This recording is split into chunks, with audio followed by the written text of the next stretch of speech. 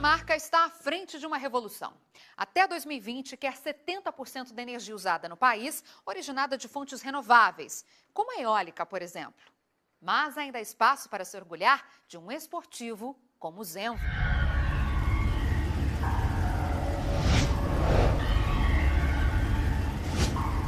A obra se chama Zenvo. O criador, Troels Vollertsen, um engenheiro automotivo que se cansou do emprego e um belo dia decidiu fazer o próprio carro, o único produzido hoje na Dinamarca.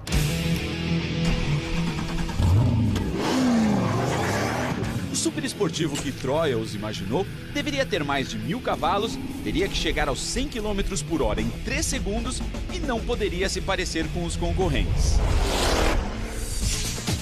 Nessa parte da história entra o sócio, Christian Brandt, o designer que deu vida às ideias do engenheiro. The whole idea about the car was to make this very aggressive looking car. Ele diz que a encomenda era de uma máquina agressiva e que se inspirou no leão, no momento do ataque à presa, quando os músculos se contraem.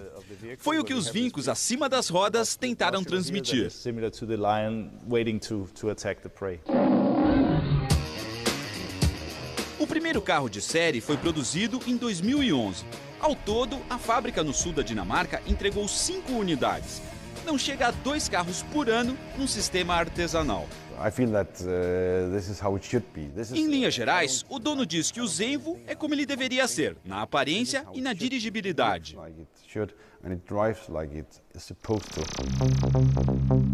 Mesmo depois que o carro pegou fogo durante uma exibição para a TV, os negócios continuaram. O incêndio foi atribuído ao mau funcionamento de um ventilador e, segundo o fabricante, foi tudo resolvido. Entre as peças que são produzidas aqui mesmo está o câmbio. Agora em teste, uma nova versão, em busca da melhor relação de marchas. O motor é um V8 de 6,8 litros, que leva o carro a 375 km por hora. Desempenho facilitado por materiais leves, como a fibra de carbono na carroceria.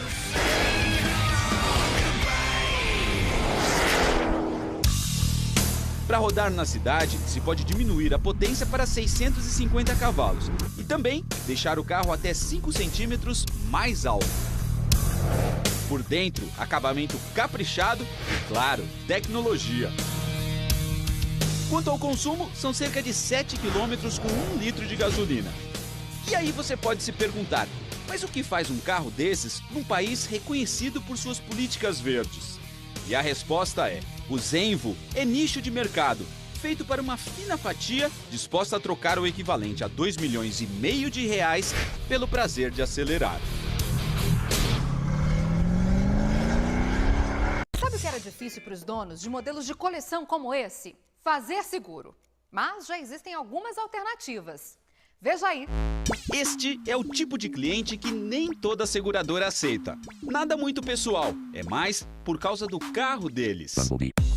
Um esportivo, um blindado, um antigo e um modificado. Eu tenho um Corsa, ano 2000, modelo 2001. Suspensão, roda, freio, motor, peça de vários outros carros. Teve bastante restrição, né? Muita gente negou o carro pelo fato dele ser turbinado e rebaixado. Quanto mais visado pelo ladrão, mais alto o preço do seguro. Para baratear, o corretor tirou a cobertura de colisão e propôs uma apólice com direito a guincho contra furto e roubo.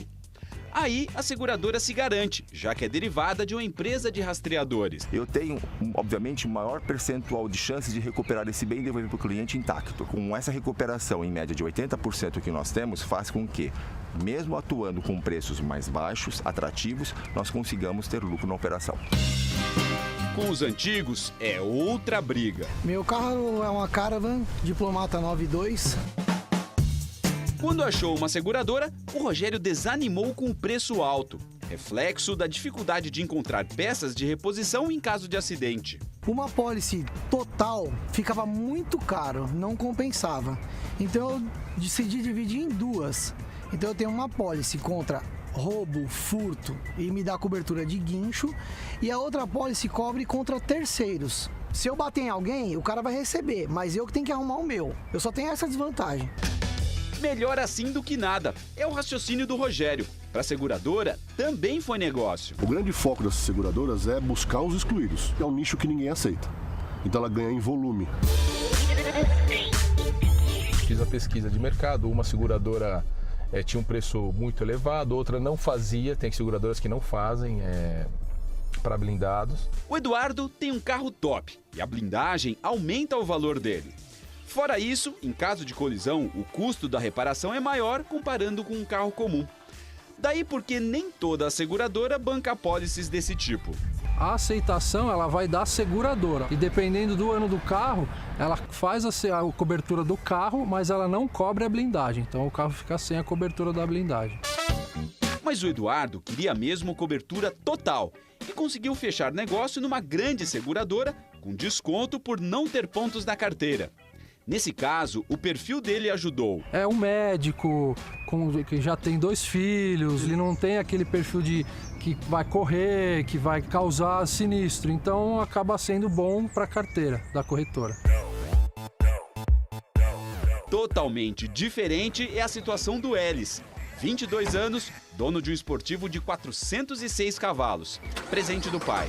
Essa combinação juventude com muita potência de motor acaba não sendo a combinação ideal. A combinação de fatores que vão aumentando o risco vão tornando o preço muito alto. Então ele vai acabar ficando inviável porque as pessoas vão deixar de ter o interesse.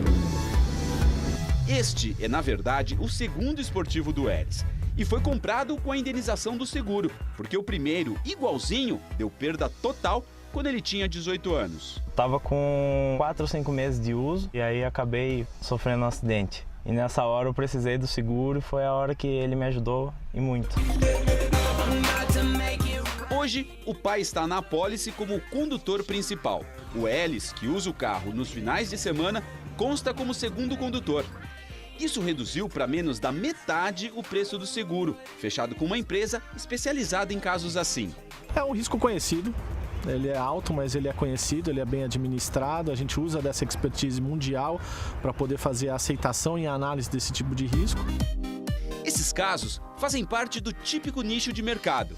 De um lado, o consumidor precisando do serviço. De outro, gente que vê no problema uma oportunidade de crescer. Aí é negócio fechado.